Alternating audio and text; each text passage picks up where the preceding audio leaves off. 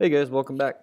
Last time we talked about fish and lobe-finned fish and ray-finned fish, and we're trying to work this idea of this transition from these living animals from aquatic life to a terrestrial life. And so as we move from fish to vertebrate animals on land, kind of our intermediate there is going to be amphibians. Amphibians retain some of these qualities that are a little more like fish.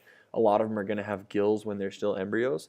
A lot of them, if not all of them, are going to breed in the water, and then they'll transition to land as they grow into adults. And a lot of those still require really moist habitat. And so they're kind of our middle ground when we look at this transition into living in drier habitats. So amphibians have no scales. They do live on land as adults, and they typically breed in the water. This is what we believe our first tetrapod looked like, was an amphibian. Tetra means four, pod means feet, so the first four-footed animal probably looked something like an amphibian, and we think they evolved from fish somewhere around the order of 395 million years ago. And they had to have several changes to support them to move to land, because obviously moving from water to land is incredibly difficult. Gills won't work on land, they collapse. You need lungs. You also need very strong bones to support your body on land. You need to be able to move quick enough to hunt. Even if you are just hunting bugs, you still need to be able to move to do that.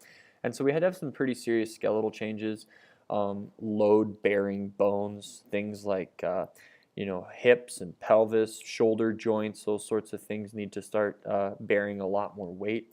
The lungs needed to become much larger and more complex because we're not going to work with gills anymore to help the lungs out. It's just going to be lungs, and that's it. And then finally, if you've never noticed, fish don't have eyelids. Fish don't blink at you. And if you're going to live on land, you need eyelids because the eye will dry out. And so eyelids had to evolve. And so we needed all these things really at the same time. Major skeletal changes, completely different lungs, and eyelids all had to come onto the scene if this was going to work. So here's what we have for modern amphibians, what's alive today. Our modern amphibians are really primarily carnivorous. There's not a lot in the way of eating plants, but these guys are mostly eating insects, bugs, that kind of stuff. And they'll eat a little bit of decaying matter, but not much. So we really have four big groups of modern amphibians. They are salamanders, which is this fellow here. We have a couple of those in South Dakota. We have caecilians, which look more like a snake or worm, but they're actually an amphibian.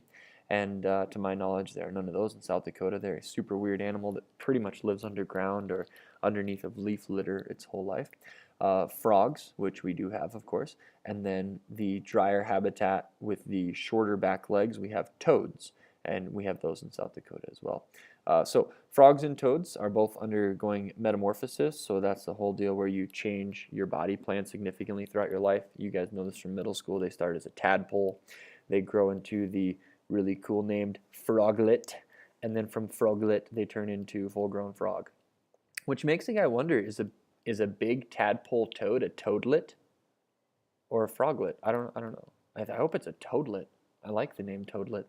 I'm gonna look that up right now. Okay, so here's the picture of this transition from aquatic land to life and in aquatic to terrestrial. And you might like it or you might think this is garbage, but here you go. There's a fish. The fish eats bugs. And recall that evolution doesn't happen in an individual, and evolution happens in a population. So there's a population of hundreds of thousands of fish with a wide variety of variable features, and he's eating bugs, which is great for fly fishermen. And the fish population over time learns that there are bugs in the shallow water and bugs on the land, and so over time they start to develop these fins and skeletal muscles that can basically perform the glorified fish push-up, and they can do a push-up and snag this bug from land, and then over millions and millions of years they're going to get the four fully functional legs. They'll maintain the strong tail, kind of like a crocodile basically, and they will have made that transition into eating bugs on land. And then from there we can get frogs, toads, salamanders, caecilians, reptiles, birds, mammals, you and me, the whole 9 yards. This is a fish and its skeleton, and then this is a really famous fossil. Its name's Tiktaalik, and they found him in what used to be a shallow swamp, and he's got the bone structure that looks like he might have been able to do the fish push-up. He does have some rear fins. The fossil itself is not really that complete, but we did have a lot of the face was preserved, so we think he had some kind of hard bony plates that might have protected him from I don't know, predators or competition with other male Tiktaalics. That beats me. And then this is our earlier amphibian skeleton. And so you got to get ribs because we have to support internal organs. A lot of fish's internal organs are buoyed up by water pressure, and we're going to have a little different setup here when we start to move on to land. So there's your idea. So here's a really cool fish example, and I'm not really sure where he fits in here. And this isn't in your book. I brought this example because I knew about these critters already. And this is called an arapaima, and it's a very cool fish. And they're not terribly difficult to find. They live in South America. They have a bright red colored tail, and there are some different subspecies, but not too many. And the arapaima is relatively easy to find and fish for because it has to come up to gulp air. And it comes up and breathes air out of the water. That's what this picture is here. And so an arapaima, it has gills, but it also has a sac-like lung that has a bunch of vessels around it. And so it kind of has both. And so the arapaima comes up to breathe air. And here you can see a picture of a fisherman who's caught one. And you can see the arapaima is a rather large fish. It can grow to be a rather large fish. They have that bony head, but really they don't show any signs in making that transition to a terrestrial life. Their fins, they don't support any weight. They can't do a push-up, nothing like that. They've stayed as a fish, but they do have that small sac-like organ that does kind of function like a lung. So I'm not really presenting that as evidence for evolution necessarily or in defiance of evolution. Just I would kind of let you wrestle with that and sort of see where the arapaima fits in the scheme of fish.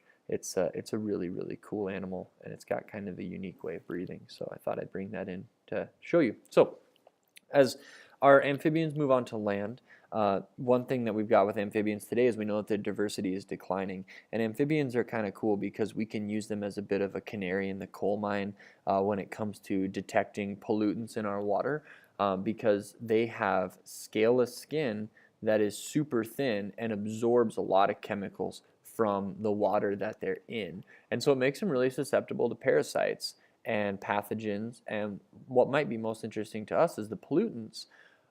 If you have a pond that's full of frogs and full of amphibians, that water is probably pretty good because they don't do so well in polluted water. But if you get, we're finding a little bit in the way of agricultural runoff or runoff from other human activities that are adding some chemicals into some of our freshwater drainages that make it into bigger ponds. We're finding some really weird things that are happening with frogs as they develop, what gender they develop into, the size of some of their internal organs and diseases. They're a lot more susceptible than we are.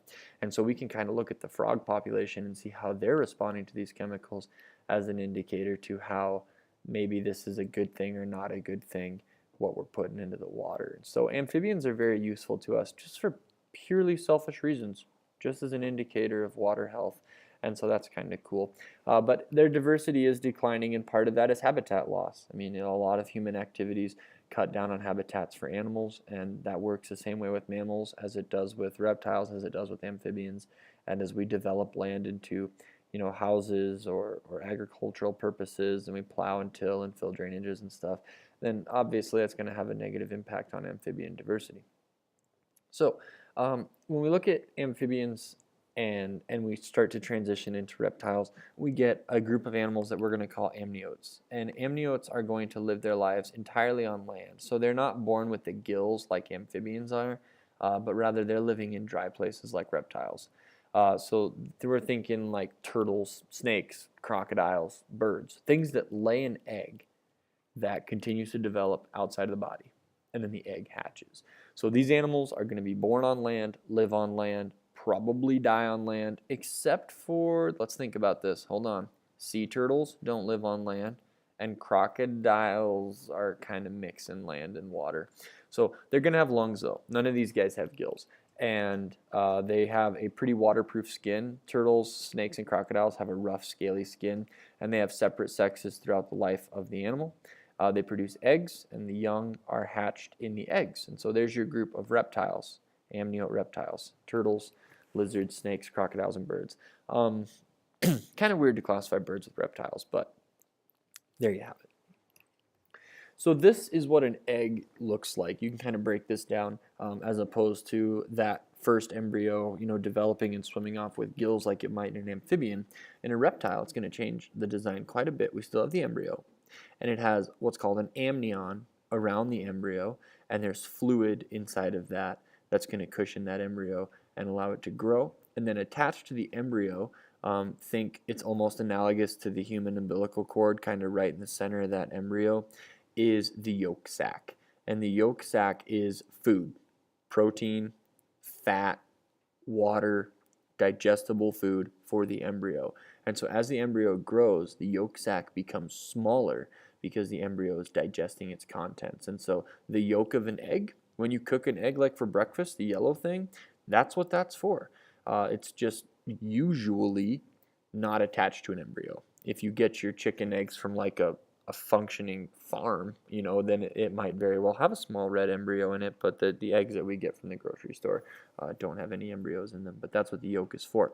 Now, it does have another membrane. It's called the allantois, and the allantois is a membrane that is going to collect waste from the growing embryo, and it's going to get larger as the embryo grows because it's excreting more waste, and the yolk sac gets smaller because the embryo is digesting it. So then all around this thing we have a chorion, and a chorion allows gas exchange. Eggs are porous a little bit to oxygen and carbon dioxide, things like that in the atmosphere, so it's going to allow for some gas exchange with the membrane.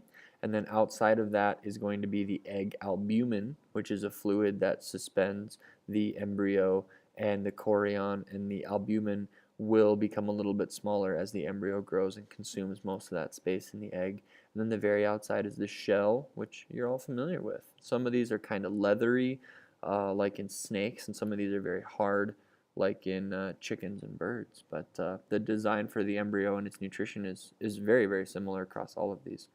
And so when the embryo is developed into, a baby that's big enough to get to the outside world, the yolk sac's usually pretty much gone, and it's going to start to break away at that shell and be able to crawl out and start a terrestrial life. Or in this case, with a sea turtle, its terrestrial life is very short.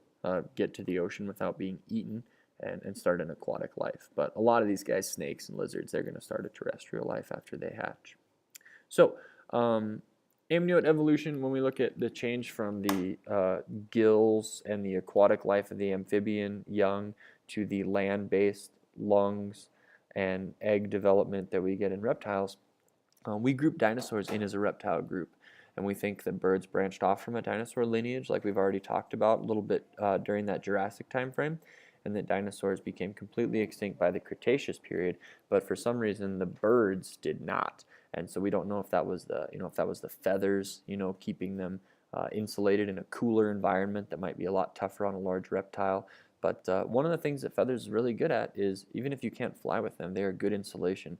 And so there's two types of animals that you need to know. There's endotherms, which is a very self-explanatory term. Endo is within, therm is heat. So like if you're hypothermic, hypo is beneath, so you're beneath the heat. Your body temperature is too cool. If you're an endotherm, your heat is made within your body. So they maintain their body temperature by adjusting metabolic heat temperature. That's you and I. If you're cold, you put a coat on, or you shiver. You are changing your body temperature. The opposite of this is the ectotherm. The ectotherm is where their body temperature varies with their environment.